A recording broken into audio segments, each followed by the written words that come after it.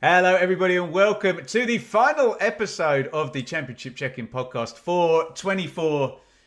I gave Sam Parkin a week off after his playoff escapades, but we're going to have a little look ahead to 25-26. We're going to have our final reflections on 24-25. Sam, just quickly, have you recovered from the season now? Yeah, great last few weeks. Love Wembley. I'll talk about the Championship final later today, I'm sure. But yeah, great seeing two of my good mates pit themselves against each other in the League Two final, and then worked on the Conference League final as well, which was good fun, I think. Yeah, it was a good match. Betis were great for 45 and Chelsea came thundering back. So like everyone, I've probably had 5 or 6 days without any soccer. I've just teed that up nicely. And I'm quite looking forward to the Club World Cup. I don't know how it's going to go, but I'm going to be working on a few of the Chelsea games. And I just think with these guys, the elite players, once they get out there, once a few tackles start flying in, different cultures. You footballers always tell me, Sam, you'd rather play than train, right? Yeah, I just think it's very different. If you tell a load of League Two footballers they've got to go and play a tournament for 2 or 3 weeks somewhere far flung on their salaries, you'd maybe question the hierarchy's sanity. But I think these top elite boys, you know, they understand the money they get paid. They'll still have a week or two to go and sun themselves. And when they get out there, the competitive juices will get flowing. Top teams, you know, top players. I think I don't know how well it's going to go down in America, but I think us that are probably going to dip in and dip out from home, I think there'll be some good football to watch. There we go. Right, what we're going to do, Sam, we'll talk about Sheffield United and Charlton, the two teams involved in playoff finals that will be in the Championship next season. And we're going to look at the 25-26 through the prism of managers, because as of right now, and this number may go up, we think we're going to have 8 people. So that's 1/3 of the league starting, you know, kind of with new managers, or, you know, a new start essentially at the start of next season. Let's go with Sheffield United first, Sam. And I've just had a little mosey through just before we came on. Because the question, I think, is how will playoff final defeat affect Sheffield United? And I thought, what's happened recently? So the one the Blades fans will love is Leeds, obviously, last year. Lost in the final. 3rd against 4th as well, after a high points total. And then came back roaring to the title the following year, in spite of selling Gray and Rutter and Somerville. Season before, Coventry, who obviously weren't a parachute team, sold Hamer and Gyökeres, finished 9th the next season. Season before that, Huddersfield, where Corberon then walks, doesn't he, before the season. And, O'Brien went, didn't he? Toffolo went. Some loan players went. And, you know, the team just got ripped to shreds, didn't it? 18th, they finished. And the last one kind of coming out of COVID, Sam, was Swansea. Lost to Brentford in the final. I can't read my own handwriting. 15th, 61 points. God, 61 points would have got you about 9th last season, wouldn't it? But talk to me about Sheffield United, the playoff final, and which of those scenarios you can see for them going into year 2 of their parachute payments. It's difficult to suggest how they're going to look. Yeah, there's kind of a part of me that just thought they'd get it done. You know, Sheffield United this year with the points deficit, the squad that Chris Wilder was able to put together, very impressively so, I think, with a lot of uncertainty about them going into last season. You know, they wouldn't have been up there, I don't think. They probably would have been outside the top 3, top 4 in terms of the bookies' odds immediately prior to the season, before they put their squad together. And then they cherry pick some really excited signings as the squad accumulated over the last few weeks of the window, early part of the season. All of a sudden, the tone around them just completely changed. So they came in, I think, with a little bit of maybe, I wouldn't say underdog spirit, but maybe the anticipation of it being a season where they didn't get automatic promotion or promoted via the playoffs. So it gathered momentum, and I think Chris Wilder was key to that. I suppose I'm saying all this because not that he won't have the fire for it, but I think it's going to be hard for him to go again next season. And I just think been an elite manager. He's kind of had that Sheffield United team under the guise of the kind of back three with the flying outside centre halves, attack the Premier League with vigour. He's back in the Championship, everything that it brings. He's going to have to maintain his level of motivation and desire. And he's a real character. Sam, to his credit, sorry to interrupt, his two rivals scored 100 points, and I don't think lost back-to-back games, either of them, all season. And Sheffield United had one really bad week in the running. That was it. Yeah. That was the difference, yeah? I suppose why I'm bringing Chris Wilder in straight away, I'm not questioning his desire or anything, but I just think he would have... No, I agree. I see what you're saying. He would have loved to have just got it done, got it done and dusted, get back in the Premier League and then kind of evolve. As it is, he's back in the Championship. And he's spoken often, actually, about implementing a new style this season in comparison to the one I just spoke of and what they were in the Premier League latterly when... again, he's spoken in comparison to what they were the back end of last season, which is a shadow of what they showed during this Championship campaign. So I'm interested to see what they're going to look like tactically as well, putting aside the new players that will inevitably come in and go out. So that's something to keep an eye on. I think they'll challenge. It's far too early to put my neck on the line. Never too early, Sam. Yeah, to put my neck on the line, but they're going to be in a cluster of clubs at the top of the reckoning with the bookies, the three teams that come down. You 100% put Coventry. Third in the betting. You'd 100% put Coventry in there.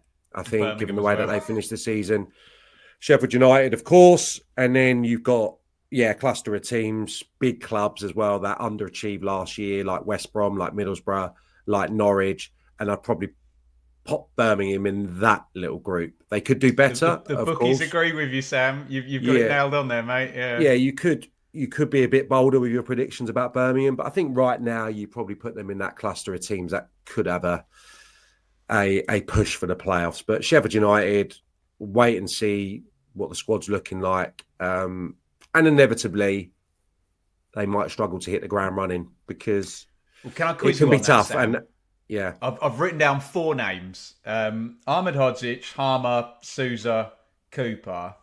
How many do you think will be sold? And which order would you kind of sell them in? Who would you kind of least like to sell out of?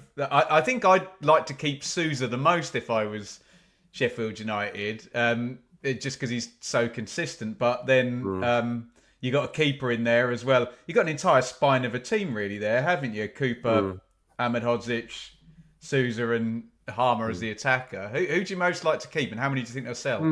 That's a really good question because I'm not sure, how concrete all the interest is. On the centre half front, you've got Sousa to come back in, haven't you, at some stage this season? Arblaster he was on loan though, wasn't he? Oh, good point. He was on loan from Leicester, wasn't he? Good point. Yeah.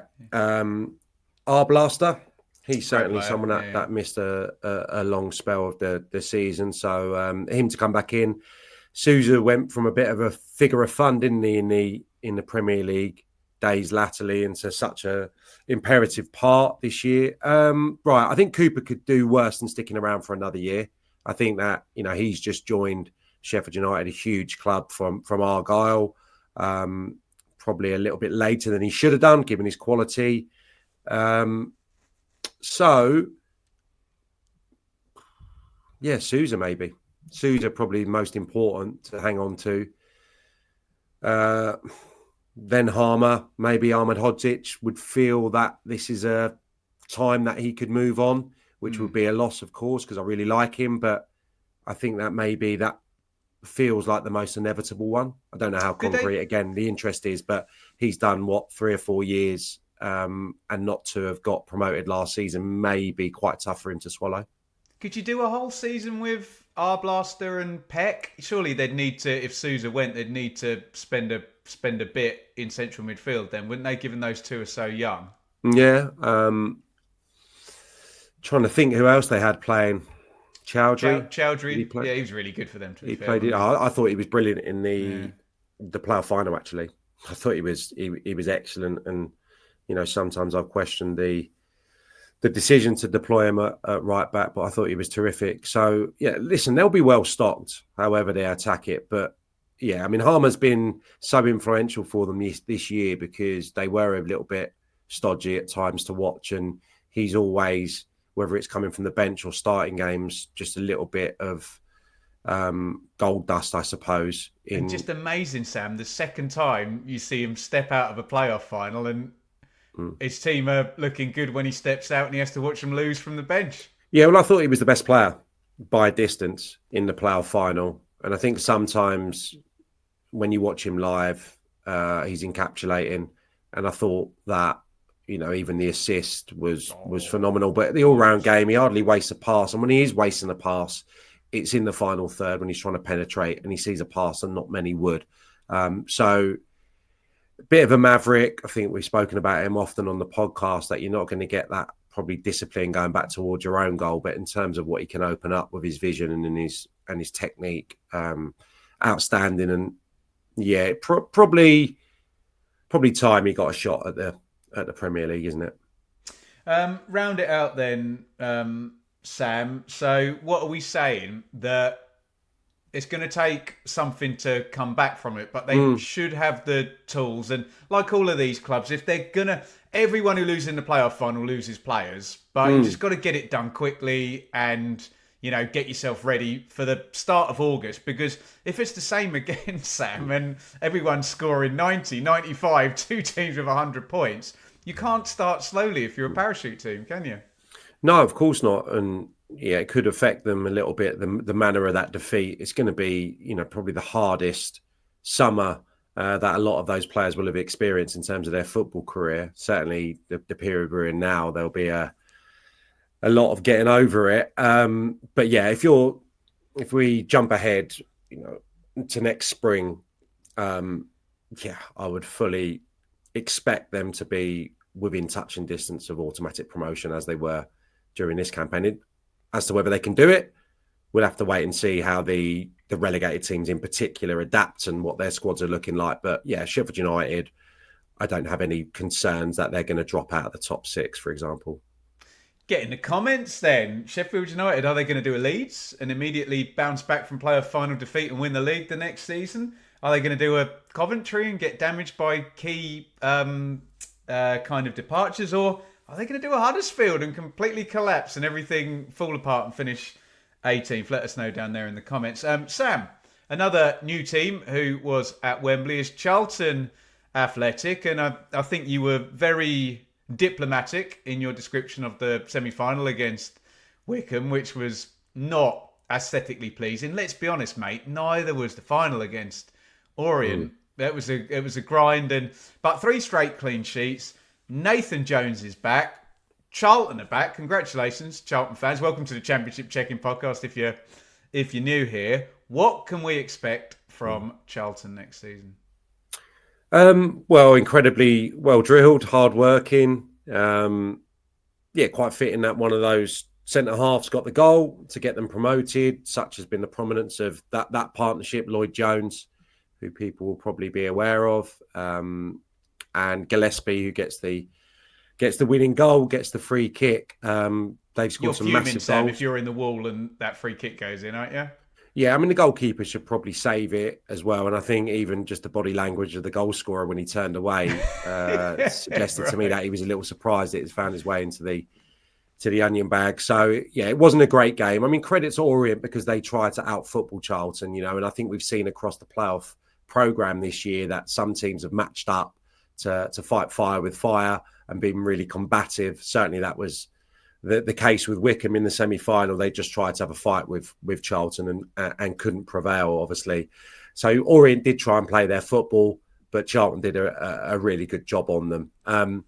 So what will we get? I think we'll get, incredible energy from the front. We'll get real organisation, tenacity. What they need to have is probably a little bit more threat going forward. They've obviously got Miles Leaburn, who unfortunately for Charlton was injured latter part of the season. he's probably someone that's ready-made to have a crack at the Championship. So how old is he now, Sam? he'd be early 20s, maybe just turned 20. So, yeah, someone for, I think, the neutrals to look out for. If he's fit and can remain fit, he could be more than ready for that step. I think they missed probably a bit of guile as well in the number 10 position. That's something that I spoke of often in the early part of the season watching Charlton.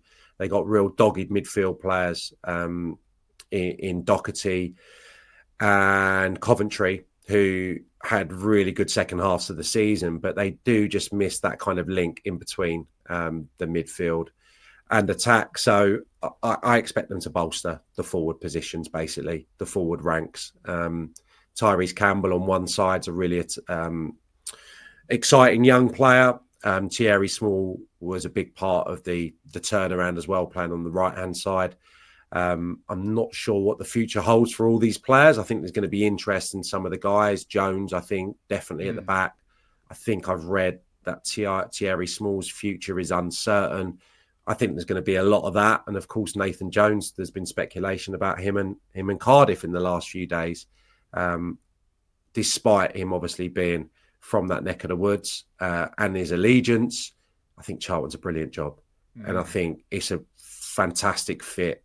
And I think they go into the new season with real momentum and hope, and obviously aligned with a more steady ship in terms of the hierarchy. So, yeah, don't be expecting Nathan Jones to come with anything different to what he's been before. This will be a very well drilled unit. It will be low margin games.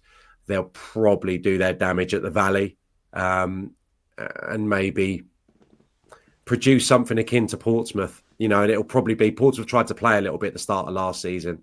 I think they'll be high up those lists of possession won in final third and the running stats and things of that nature, won't they? I think so, yeah. And set pieces, I don't think that Nathan Jones will change. Maybe in time he will implement a slightly different style. But I think we've seen across so much of the divisions this year, and certainly we saw in 2 out of the 3 playoff finals, 2 teams prevailing who don't really want the ball. There's different ways to skin a cat, and I think Nathan Jones would be foolish if he attacked the Championship in any other way. That's their strength, and I'm sure something that he'll look to improve on and enhance in this off-season. It's easy to be wise after the event with Jones, isn't it? Because I never really thought he was a League One manager. I know sometimes you see managers, I'm thinking of like Paul Cook, who did really well with Wigan in the Championship. Then he dropped down to Ipswich, had a bad time at Ipswich, and then all of a sudden he's back in the National League with Chesterfield. Whereas Jones, I mean, he's kind of, I mean, he loves making his own narrative and he loves to talk, doesn't he? But in the interviews, he said I only would have dropped to League One for Charlton. I mean, I'm sure I think there's a few other examples. He's paraphrasing a little bit there because there's teams like Bolton. Easy to say when you've just been promoted, isn't it, as well? Yeah, there's teams like Bolton, for example. But he did start his coaching journey at Charlton. And a colleague of mine, Charlotte Richardson, he said the exact words to her in the aftermath of the victory, that he's not a League One manager. He's not a League One manager. I don't think he is, Sam. I don't think he is at all. I just think it was perfectly aligned. And, if we rewind to, I think it was November time, when they won 2 in 10. There was huge speculation about his future. I think it was close in reality. Really? And he will have known that as well. The turnaround was immense. And I said at the time that they would be ridiculous to part company with him because it's something that needs a little bit of time, because I'm sure the intensity of the sessions, the amount of time they spend at the training ground goes up ridiculous levels when Nathan Jones is your manager. And I think it takes a little bit of an adaptation period. And we certainly saw that throughout the season. So, yeah, I mean, he's a bit of a Marmite character, I think, for neutrals and people watching on, but I don't think you can question what he brings. And I would be as equally surprised, probably. No, maybe I've gone a bit big there. I'd be surprised. I'd be surprised if they're in that bottom 3 come the end of the season, just because of him alone. Yeah, I agree. And throw in what the Valley can be. I think if they can. God, it looked amazing for the semi-final second leg. They're brilliantly supported. brilliantly supported, very vociferous. It can be a tough place to play, I think, when they've got a bit of rhythm. And he'll tap into that. He'll have to, as, again, I think a good example, how Pompey did in the second tier. So he could take a lot from the way that they adapted during the season to become so hard to beat at home. Right, get your thoughts in on Charlton in the comments. So Sheffield United and Charlton are the two teams that are going to be back in the Championship. The last time I spoke to Sam, we didn't know would be in the Championship. Right, Sam, we'll have to scoot through this because we're talking managers here, because we think that there may be 8 new starters potentially on August the whatever it is, 5th or something, normally the 5th or something like that, isn't it, when we start out. I definitely need to hear from you about Ryan Mason, who is the new West Brom manager, Will Still, who is the new Southampton manager, and I don't know if it's going to be a long conversation about Paolo Pezzolano, because I don't know jack about him, but we got a new one in at Watford. I put on the notes for Sam to break the fourth wall here, Russell Martin pending at Leicester, and he texted me saying, no, don't think that's happening, so we can talk about that. And we're expecting Liam Manning to be announced at Norwich any day now, and Bristol City to be looking. And Sam's team QPR is still open, and Mr. Illicharli's still looking at Hull. I realise that's 10,000 things to talk about. But Ryan Mason, first of all, Sam, in at West Brom. Quick thoughts? Yeah. Well, a bit of a surprise, I think. Yeah, bit of a surprise. Obviously, he's got, real coaching pedigree. He's been involved the other side for a number of years now because of his the curtailment of his playing career. I watched this space, I think, a little bit on that. Is this his first gig as a full-time manager? Has he just been coaching since? We came in for that very famous game, didn't he? I think when Mourinho was... he did the final, didn't he? Yeah. Let go, yeah. So, and I think there's that little bit of sentiment, naturally so, from the Tottenham supporters that it's been too big a gig for him on occasion, and that he gets that kind of shtick that he's going to get thrown back in when Tottenham change again, and it's going to be too big for him once more. So going out by himself, I think, is always a temptation for these guys who've probably got quite a settled gig at a big club. I'll be fascinated to see how it goes. I'm expecting innovative coaching style and probably playing style. And it's a rebuild, isn't it? Really, and I think West Brom obviously have struggled latterly last season because they were built on such solid foundation and have been such a good defensive unit that when they tried to flick the switch under Tony Mowbray, it's just not worked because they've lost that stability and an ability to win points by being a little uneasy on the eye. So to become overnight a bit more expansive will take a bit of time, but it sounds like, and it looks like this appointment is probably aligned with that. We'll see. He's he doesn't strike me as kind of a Nathan Jones type, given that we've just been talking about him. Seems a little bit more reserved, a little bit quieter, and we'll see how it translates, because I know he's been working at Tottenham, but he'll be inheriting a dressing room with some big personalities and, the resources to put together a very competitive Championship squad. And he's a young man still. I mean, he'll be mid-30s, Ryan Mason, I would say, at a push. There's going to be players in that squad that are going to be the same age as him.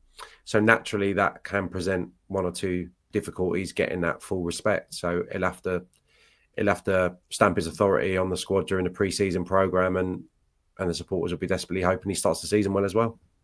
Will Still's a fascinating one, isn't he? He's a proper hipster's choice there at Southampton. He's only 32, I think, and yet he's been in coaching and management for over a decade and been managing in France. I won't do the thing that most football hipsters do and pretend I know the slightest thing about what his teams look like in France, but he's been very highly rated. He's been linked with tons of jobs in the EFL. He probably was never going to jump straight into a Premier League job. But Sam, we say the next best thing you can get to a Premier League job in England is a year one parachute team who's just come down and going to come down with Armstrong, who scores tons of goals every time he's here, and Harwood Bellis and Ramsdale and Walker Peters and players that have been promoted before, but the pressure's going to be on, isn't it?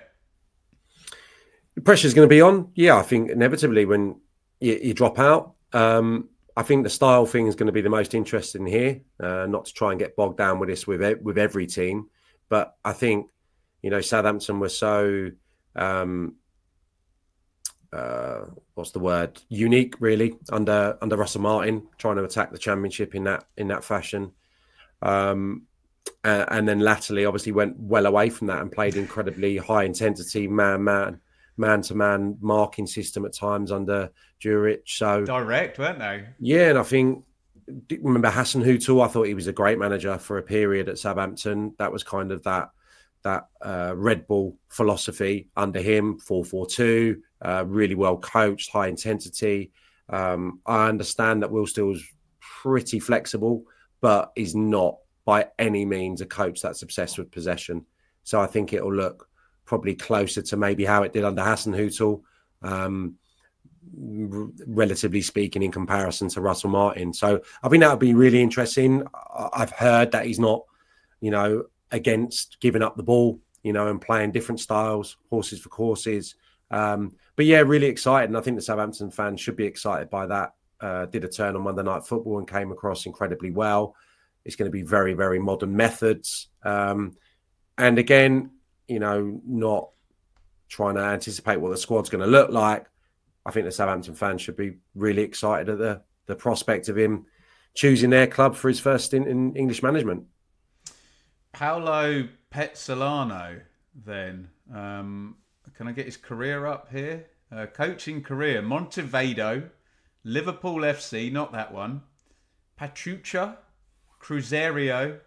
Oh, and one I recognise in Spain there, but Uruguayan manager going in at Watford. And all the Watford fans are telling me as well, Sam, that Mr. Pozzo is going to stop doing Udinese and he's going to actually pay attention to Watford now. But this is difficult, isn't it? Because obviously they've another one that's been in the Premier League, run out of parachute payments, and then your asset base goes down and down. I'm not expecting you to have vast knowledge on Paolo Pezzolano, but into the Lions then again?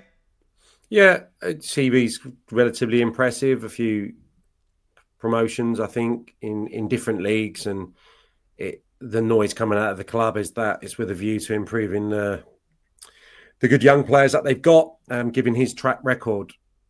Yeah, I mean, I can't, speak on it without saying how surprised I was. I know there was the whisper during the season that Tom Cleverley was going to be replaced. I did, yeah. I mean, I remember being at home park, not really knowing what I was going to get from Watford, but I really enjoyed watching them on that night. I think they only got a point out of the game, a game they should have won. Really enjoyed the patterns, the balance of the different units, that midfield trio, I think it was on the night, and the balance of the front three with Chak Batadze, the centre forward Bayo, and Barr on the right, all different characteristics which blended together nicely. And I saw it. There was one disappointing game actually in the reverse fixture against Argyle at home when they were kind of teetering on the edge of the playoffs. And in truth, I think they were well short of being a playoff team this season. The points might not have shown it at that stage, but I thought that was probably not a hindrance. But I felt once the reality that they weren't going to get into the playoffs again, the shackles came off, and I saw some decent performances from them, even in defeat against Burnley late on in the season, where they played really well again for 45 minutes or an hour. So I think there's a nucleus of a decent team there. My point being, Tom Cleverley should still be the manager, I think. And, I've got no history with Tom Cleverley whatsoever. I'd never played with him, but I just felt that he conducted himself really well this season in everything that he did, in terms of the way he spoke, but also the way that his team tried to play, with some holes in the squad. So that's probably all I'll say on it. We'll wait and see. A decent squad, probably needs the right additions to get themselves into the playoff picture. But I think, given that the mood amongst the Watford fans was pretty good, I think, at the tail end of the season, that shows you that, they're pretty unified and were pretty united behind Tom Cleverley. Hopefully this change has not disrupted that feel-good factor that I sensed at Vicarage Road this season. Let's park Liam Manning because that's not confirmed yet. Although knowing what YouTube's like, by the time we edit this and upload it, they'll confirm it like on the same minute we do that. We thought Russ Martin was going to be in at Leicester. That was pretty well sourced and well reported. But Scotland possibly now with Rangers. Do you think the points deduction going to potential points deduction going to put people off? You're still going to have managers falling over themselves to get the Leicester job, aren't you? I would think so, yeah. But it's a job for someone that is going to be quite high pressure from the off because of the lack of entertainment, for want of a better phrase, that's been served up. There's been a hell of a lot of unrest there, dissatisfaction, obviously, at the hierarchy in terms of the football operators at Leicester rather than the owner this season. So we're going to have to hit the ground running because the victories have been so few and far between in a Jamie Vardy-less dressing room as well. So it's going to be a period, a season of adaptation, but one that I'm sure that they'll challenge in again. And I would have been surprised with Russell Martin going there just because I know it's still quite fresh in the memory just how frustrated they got with Maresca's football. Yeah, right. Good point. And I think, Russell Martin is... I really like the cut of Russell Martin's jib. I like when it comes off and when they've got a bit of momentum, watching his teams play. I admire his willingness to stick to his principle and the way that he wants his sides to play. But I think maybe Leicester would want probably with a little bit more vertical passing for a start and probably a little bit more blood and thunder, again, for want of a better phrase. I'd be surprised because Maresca got the job done, but he was quite maligned during the tail end of that season. So, we'll see how that translates to Glasgow Rangers, if that's to be his next port of call, because again, there probably has to be a little bit of a happy medium there. I think you have to go for the jugular when you're the manager of Celtic or Rangers, and I'm sure he'll have to adapt a little bit if he was to take on that role because of the magnitude of it. Do you want to touch on QPR and Hull, or should we wait until we've got more solid news? Yeah, again, I mean, keeping with the Watford one, really, with Hull, I was really surprised.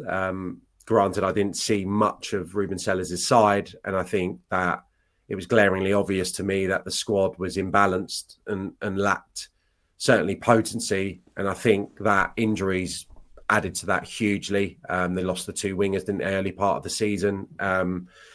They lacked goals. I think the players that they had in the forward positions, there was inevitability that they were going to get over the line, probably narrowly by scraping a few results, which they did. There was very few open play goals in the last weeks of the season. So I thought Ruben Sellers has been dealt a really bad hand there, in truth. Probably even more surprised than the Cleverley, because he was obviously linked with an exit earlier in the season. So, I mean, your guess is as good as mine there.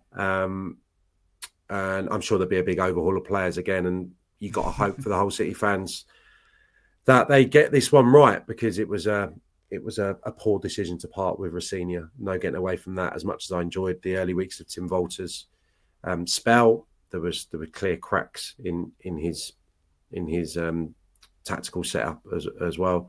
And QPR, real shame about Cifuentes. And there's a lot of names being linked again. A lot of managers from Europe, which, given the success of Cifuentes, you'd be open to. Seen some other managers as well. I heard a whisper about Richie Wellens a few weeks ago, which seems to have gone away. If anyone deserves a crack at the Championship now, right? Yeah, as quickly as it appeared. Would that be a good fit? It would probably look a little bit different to how they were under Cifuentes, but not too dissimilar. And I'd champion that. I certainly would. They could do a lot worse than giving Richie Wellens an opportunity in the second tier, because as Leyton Orient showed this year, really good, easy on the eye side with a bit of steel as well, a nice balance. So we'll wait and see on QPR. Like all these teams and jobs, you want them to get done relatively soon so they can start wheeling and dealing in earnest, because we're probably 3 weeks away from the teams reuniting on the training pitch. Get involved in the comments on Manager Mayhem, as usual, in the Championship. So we will have a new starter at West Brom, Southampton, Watford, Leicester, probably Norwich, Bristol City, QPR, Hull. Sheffield Wednesday bubbles on, and we're expecting some dominoes maybe with Spurs and Brentford and the like, and Bournemouth in the top league that might attract some other managers out of the Championship. I won't mention the name of the one that's likely, because that would very much annoy me. I think you know where I'm going with that. But yeah, get your views in on, a third of the Championship minimum is going to be new people in new jobs, basically. Sam, let's round this out. Let's round the season out. Let's round the podcast out. What are your final reflections on... I know the seasons fly by when you reach our age, mate, but what are we going to remember about 24-25 in the season where we had two teams scoring 100 points? We had a Sunderland playoff win. We had Bristol City sneaking in there on 68. We had a record in the semi-final there, didn't we, with Sheffield United 6-0 in Bristol City. We had Cardiff finishing bottom, Plymouth and Wayne Rooney, Luton, double relegation. Talk to me. Yeah, I thought we would probably be talking 6 months ago about a colossal virtuoso season courtesy of Borja Sites at Norwich. But that, yeah, right. That plateaued for one reason or another. We were probably talking about him in the same sentiment we did about Buendia and Tarat and others at one stage. Yeah. Such were the numbers. But we're not... I think it's a bit of a boring answer, but I just think a titanic, colossal battle between three megally talented, powerful Championship sides. I can't think of too many comparisons to what we had for 75-80% of the season, going toe for toe, looking like it was going to go down to the last knock-ins. And I'd probably extend that and say, will we ever see the like of Burnley's defensive record again? And I think that surely not. I think when I hone in on that top three, granted Leeds were champions. I was very fortunate to commentate on their last game when they did it down at Argyle. But I think, not that it's what turns me on in a football sense, but Trafford, the centre halves. Yeah, I mean, it's obviously the opposite probably of why you get into football as a child and what you want from an entertainment standpoint. But the numbers were just incredible. So I think you have to mention that for Burnley. Luton, absolutely. You have to look at that as collapse isn't the right word, but just a series of probably decisions that went against them, and maybe in retrospect, Rob Edwards possibly departing slightly earlier. Go and listen to this podcast in September where you and I are going... Does he look all right in that interview? I mean, not a slight on Rob at all, because I don't know him particularly well. I've spoken to him a few times, got so much time for him. I think he's a brilliant, they held on way too long. Brilliant manager. Yeah, I mean, but he did. He stayed in it probably too long, and on reflection, he'd probably say the same. Probably the wrong type of activity, maybe pre-season. I think January they've actually, for the future, acted quite intelligently with some of the signings that performed really well. But yeah, that will be a memory from this season. And I suppose a personal one for me, getting the opportunity to go to the Championship final with my 5-year-old was just incredible. In the Sunderland end, I wasn't sure where we were going to be when we rolled up. But did you meet any pod listeners? I did. Yeah. Don't judge me here, but I was in M&S at half time. There's an M&S in the stand. Getting just a little treat for my 5-year-old and some flavoured water or something it was to keep him hydrated when it was getting hot amongst all the Sunderland celebrations. And someone, tapped me and asked me what my prediction had been for the final, which I think was 2-1 Sheffield United. So apologies, but due to a granny from Sunderland, my partner's mum's from Sunderland, we embraced it, to be honest, being in that end. How could you not? And witnessed an incredible second half, I thought. An incredible second half. Obviously, Sheffield United, I just had a feeling, when Palmer got injured, they'd missed the chances. the VAR decision had gone against Sheffield United, I just had a feeling, Regis Lebris showed his hand. He'd forced the issue, attacking players, midfield two of Lefay and Bellingham towards the end. I said to a chap next to me, I said, you're going to get one here.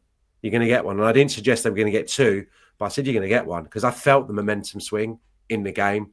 And what happened next, was one of the outside Sheffield United, outside Sheffield, one of the best playoff moments, finishes I can recall. And to be there with my lad and for him to stay for the 90 minutes and enjoy it in the fashion that he did, I'll obviously remember that on a personal note. It was a brilliant, brilliant day. And I don't say that too often about taking my kids to football matches at the moment because it can be quite a challenge, but it was a brilliant, brilliant occasion.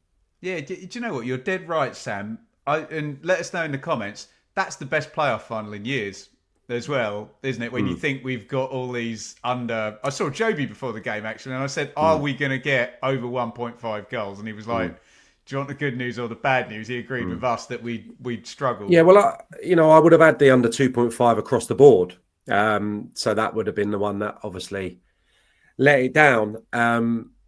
But for so long, it looked like a 1-0, didn't it? It did. Yeah. And then obviously when the goal goes in, you think that the potential was Here comes penalties. Yeah, the potential would have been great, I think, for Sheffield United to reset, especially given that Ahmed Hodzic was down, I think, for one of the goals. Given Chris Wilder's experience, the reset probably would have seen quite a cagey extra time in the end. What a moment for Tommy Watson.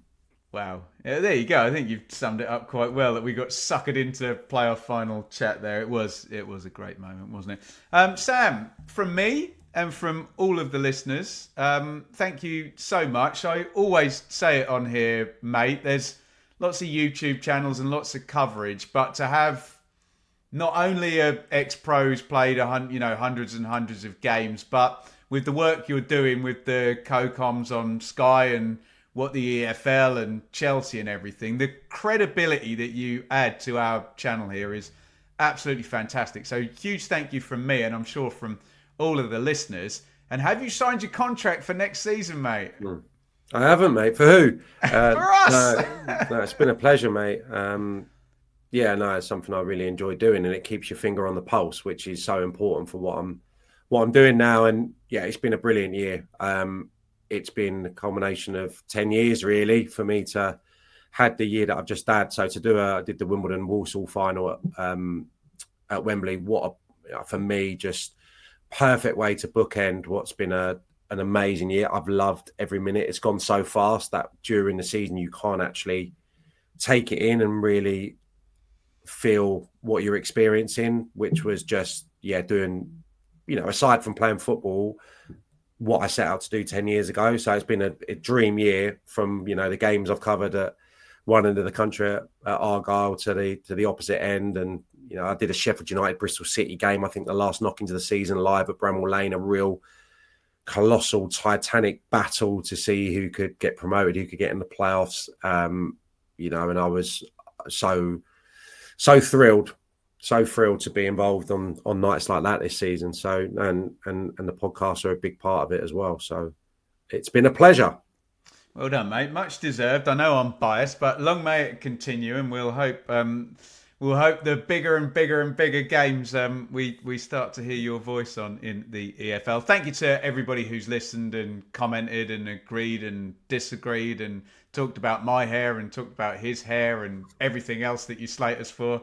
And we'll take a bit of a break. I'll still be going on YouTube, obviously, throughout the close season. If you want, we'll try and get Sam in maybe in July, maybe for a one-off for a Q&A or what have you. And then we will, in theory, hopefully, see you again right at the start of next season or for predictions and be our third year of the Championship Check-In podcast. That's a big over and out for 24-25 and another thank you from both of us.